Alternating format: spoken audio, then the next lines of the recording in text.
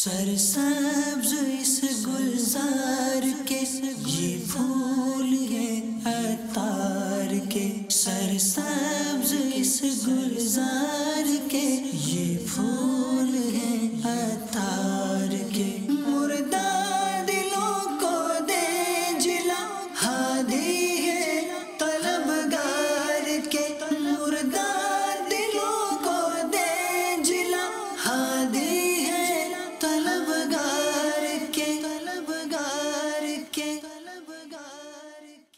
الحمدللہ رب العالمین والصلاة والسلام علی سید المرسلین، اما بعد فاعوذ باللہ من الشیطان الرجیم، بسم اللہ الرحمن الرحیم، الصلاة والسلام علیک یا رسول اللہ وعلی آلک واصحابک یا حبیب اللہ، الصلاة والسلام علیک یا نبی اللہ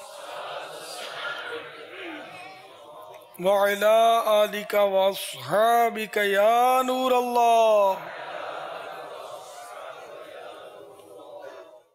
فرمان مصطفیٰ صلی اللہ تعالی علیہ وآلہ وسلم، قیامت کے روز اللہ عز و جل کے عرش کے سوا کوئی سایہ نہیں ہوگا۔ تین شخص اللہ عز و جل کے عرش کے سائے میں ہوں گے۔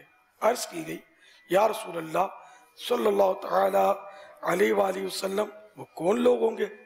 ارشاد فرمایا، نمبر 1 وہ شخص جو میرے امتی کی پریشانی دور کرے، نمبر 2 میری سنت کو زندہ کرنے والا، نمبر 3 مجھ پر کثرت سے درود شریف پڑھنے والا۔ صلو علی الحبیب۔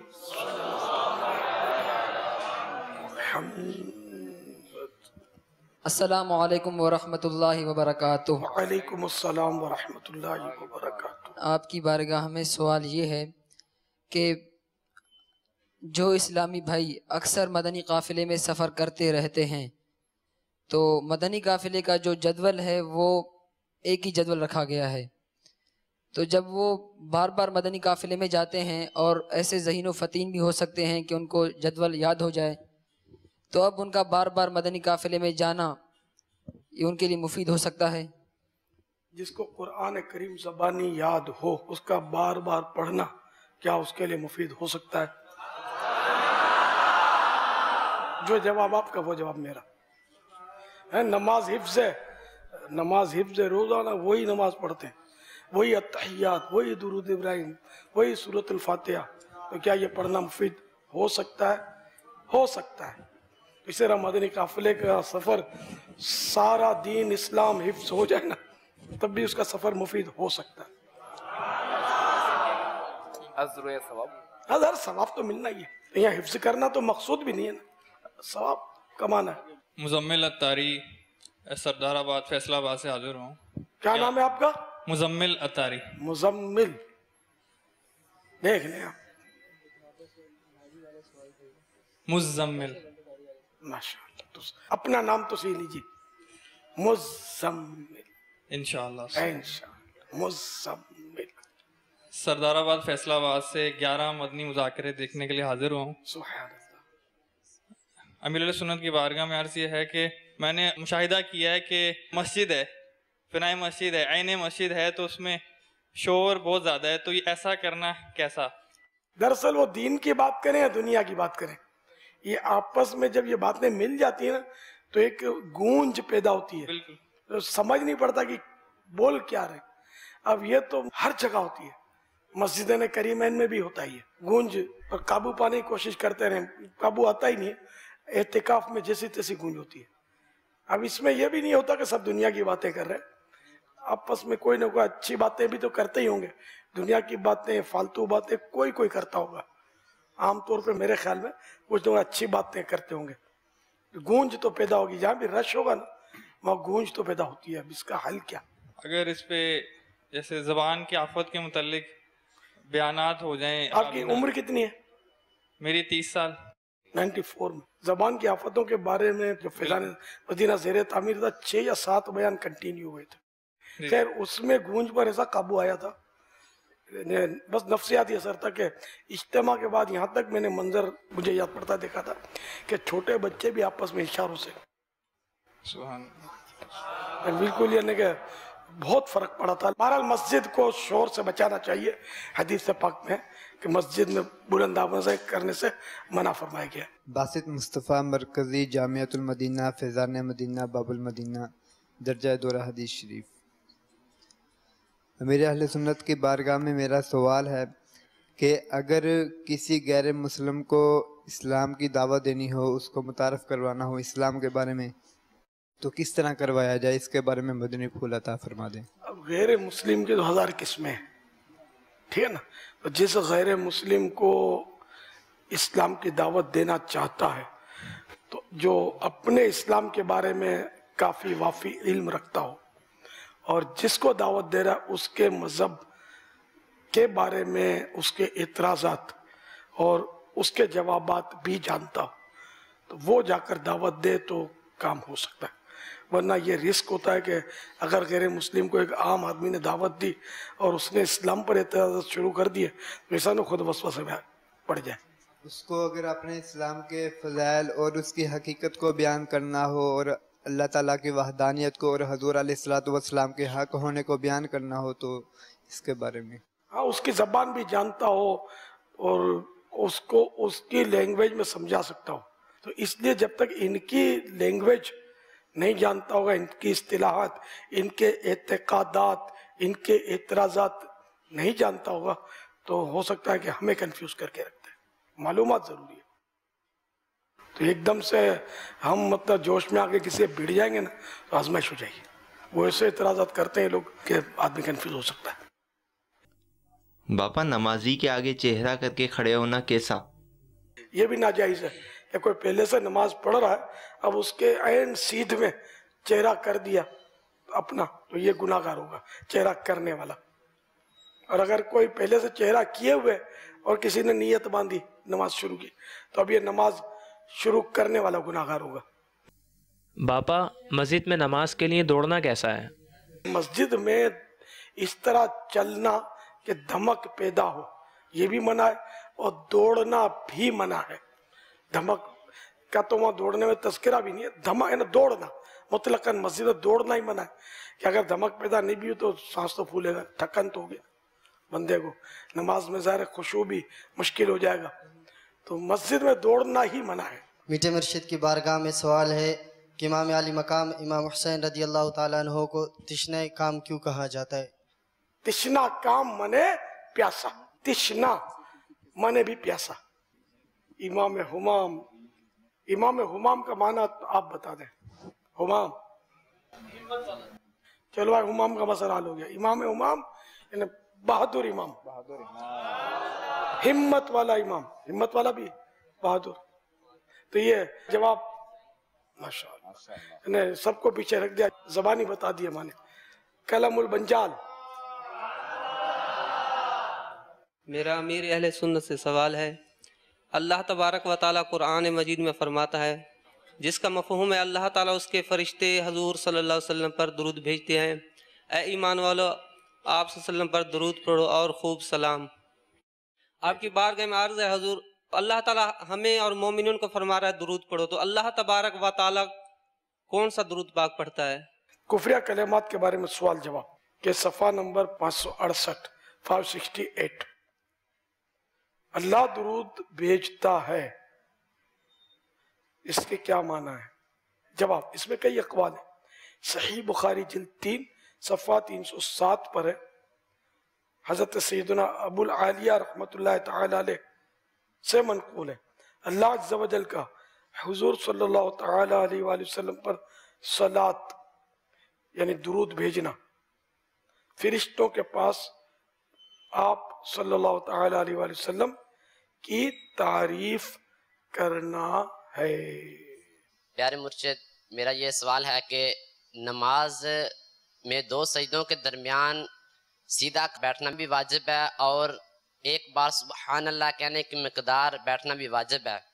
सवाल यह है कि अगर ये वाजिब छूट जाए तो क्या सजदा साहब वाजिब होगा या नहीं? 2 सजदों के दरमियान बैठने को जलसा बोलते हैं, तो इसमें सीधा बैठे اور ایک سبحان اللہ کی مقدار میں بیٹھے. اب اس کو بہار شریعت میں 2 واجب لکھا ہے یا 1 لکھا ہے؟ یہ واجبات نماز میں ملا ہے 19 نمبر. تعدیل ارکان یعنی رکوع، سجود و قوما و جلسہ میں کم از کم 1 بار سبحان اللہ کہنے کی قدر ٹھہرنا. اور 21 نمبر جلسہ یعنی 2 سجدوں کے درمیان سیدھا بیٹھنا. یہ بھی واجب، یہ بھی واجب. سیدھا بیٹھنا بھی واجب اور اتنا ٹھہرنا بھی واجب بمقدار سبحان اللہ. بمقدار سبحان. اور تعدیل ارکان اگر چھوٹتے ہیں تو بھول سے تو سجدے سو واجب ہے، جبکہ بھول کر چھوٹے ارادتاً چھوڑا تو نماز واجب الاعادہ. تو آج کل تو جہالت کی وجہ سے لوگ چھوڑ رہے ہیں نا، مسئلہ ہی پتہ نہیں ہے، یا مسئلہ پتہ ہے تب بھی توجہ نہیں کرتے، عادی ہیں کہ نہیں برابر بیٹھتے نہیں. اسی طرح رکوع کے بعد بھی تو سیدھا کھڑا ہونا واجب ہے. قومہ، رکوع کے بعد کھڑے ہونے کو قومہ بولتے ہیں. صلو علی الحبیب صلی اللہ تعالی علی محمد. کیا غصہ آنا حرام ہے؟ غصہ آنا حرام نہ ہو تو پھر علاج کی حاجت بھی نہیں ہے نا. غصہ آنا حرام نہیں ہے، یہ عوامی مقول ہے کہ غصہ حرام ہے. غصہ آتا ہے وہ کیا کرے، اس کا اختیار نہیں ہے. تو بے اختیار چیز کو حرام، یعنی غصے آنے کو حرام نہیں بولتے. غصہ آ گیا، اب اگر غصہ جو ہے اس پر اس نے کیا کیا، اب غصہ آیا اور اس کو پی گیا اللہ کی رضا کے لیے، تو اب تو ثواب کا حقدار ہوا. تو غصہ یوں ثواب کمانے کا ذریعہ بھی ہے. جب غصہ آ جائے تو اس وقت کیا کرنا چاہیے ہمیں؟ قفل مدینہ لگا لینا چاہیے. ہاں غصہ آ جائے تو ایک علاج ہے اس کا، چپ ہو جاؤ، اعوذ باللہ من الشیطان الرجیم پڑھے. کھڑا تھا تو بیٹھ جائے، بیٹھا تھا تو لیٹ جائے، لیٹا تھا تو زمین پر چپٹ جائے. وضو کر لے کہ غصہ شیطان کی طرف سے، شیطان آگ ہے، آگ پانی سے بجھتی ہے. وضو بھی کرے گا تو انشاءاللہ غصہ ٹھنڈا ہوگا. امیر اہل سنت کے بیان کا ایک رسالہ ہے غصے کا علاج، وہ اس کے لیے مفید رہے گا، اس کا مطالعہ. امیر اہل سنت کی بارگاہ میں سوال عرض ہے کہ عام طور پر جب بچوں کے نام رکھے جاتے ہیں عبد کے ساتھ تو اس کی نسبت اللہ تعالیٰ کے ناموں کی طرف کی جاتی ہے، جیسے عبداللہ، عبد الرحمن اور عبد الرحیم. حضور علیہ الصلوۃ والسلام کے نام کی طرف نسبت کر کے جیسے عبد المصطفیٰ، اس طرح نام رکھنا یہ کیسا ہے؟ جائز ہے. اگر کوئی سوال کرے کہ نسبت تو اللہ تعالیٰ کی طرف یہ کی جاتی ہے تو اس کو کیا جواب دیا جائے؟ کئی اس کے دلائل ہیں. عبد کی اضافت میں یہ مطلب بس ساڑھے بندے ہیں، اپنا بندہ بنا لیا تو ان کو کچھ نہیں ہوتا. وہ عبد الرسول بولا تو سی چڑھتا ہے، کیا وہ تو کرے. سیدنا فاروق اعظم رضی اللہ تعالی عنہ کا یہ قول بھی ہے کہ انا عبدہ و خادمہ، میں سرکار کا عبد ہوں، خادم ہوں. فتاوی رضویہ شریف جلد 30.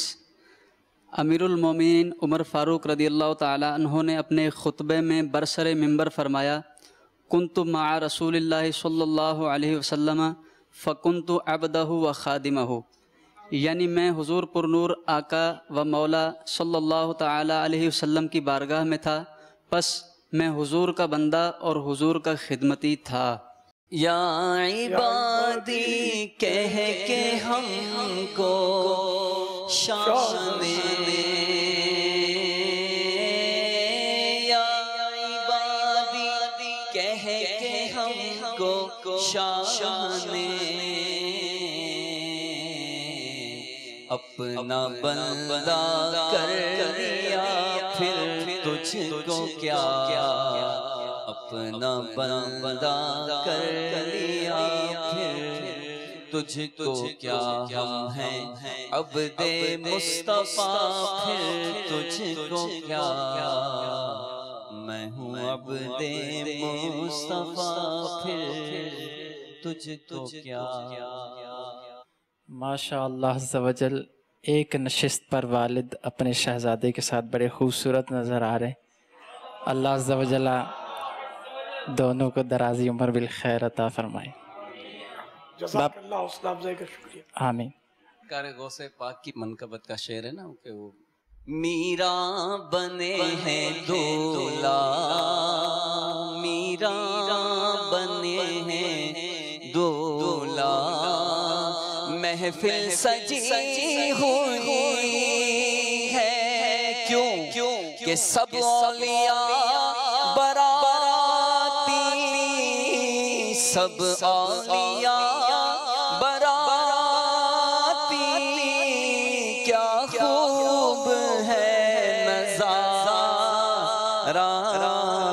سرکار غوث اعظم نظر کرم خدا را۔